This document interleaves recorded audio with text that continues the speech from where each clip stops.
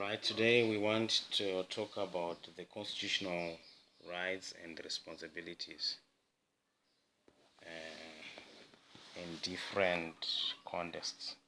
So, a relationship is said to be abusive when somebody is often cruel or unkind to someone.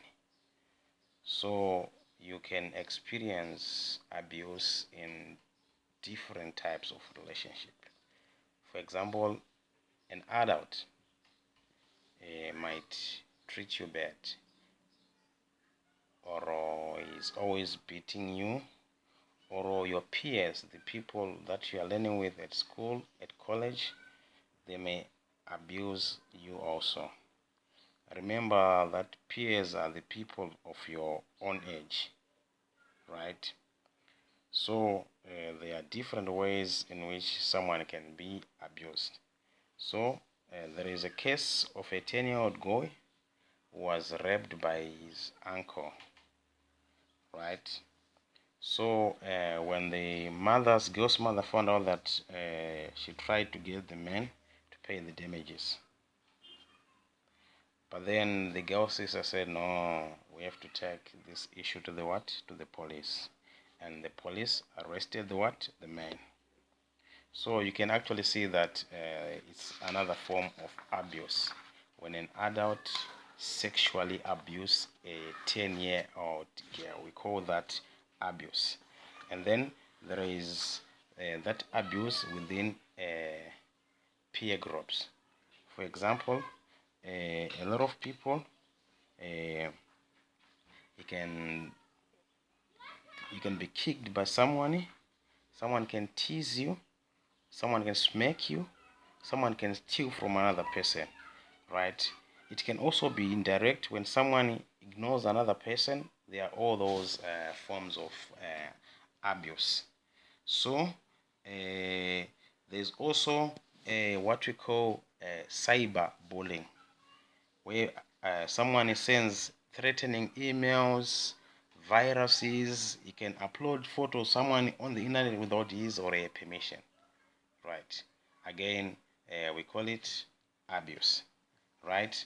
And then we have to identify threatening or risk situation. Like most of the times we say people, they often realize it later, right, that they are in a risky situation, right?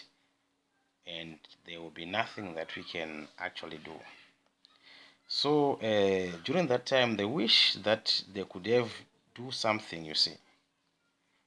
So those people that are abused, they end up taking substances, and someone who takes substances, different drugs, is very much unpredictable. And when we say someone is unpredictable, we mean that you cannot guess what he's about to do. He can be aggressive, and again, they are highly emotional. So someone who is abused, they are more likely to be very much angry and highly emotional because they are always receiving like bad treatment from some people, right? So they might take their emotions, right, out on you.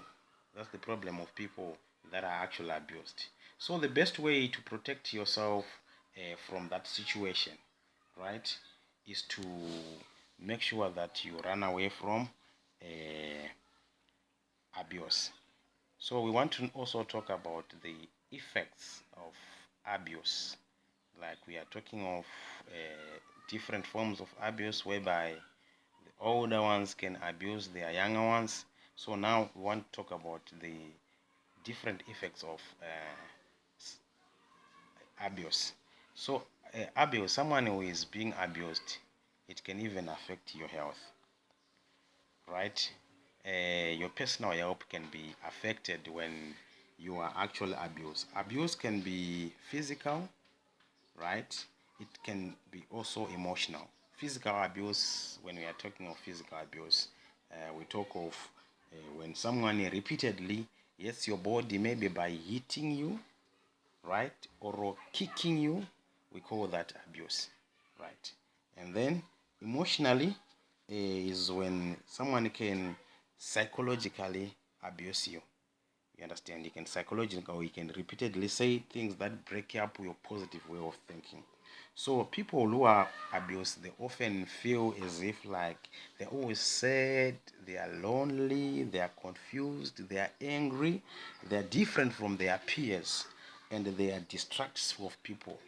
They are overwhelmed, you see. So it's not a good thing. So communities, they must promote health and non-violent. Uh, so the best way to protect yourself from this is to avoid people who abuse you. So the best way is to identify what is happening, and you avoid. You stay out of sight. You go somewhere safe where there is no abuse. Because someone who is abused will also continue with that same trend, even like his kids, they will grow up like being abusive. So that's the problem with abusing someone.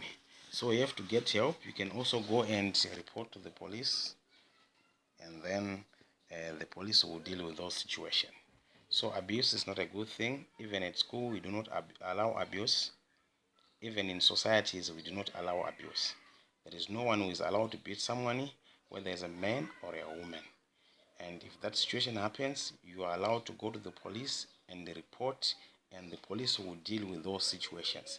Like currently, the police are on high alert. They sponsor funds, especially when there is domestic violence, because they know that if it is allowed, that trend of abuse will continue again and again, and it will continue in generations and generations.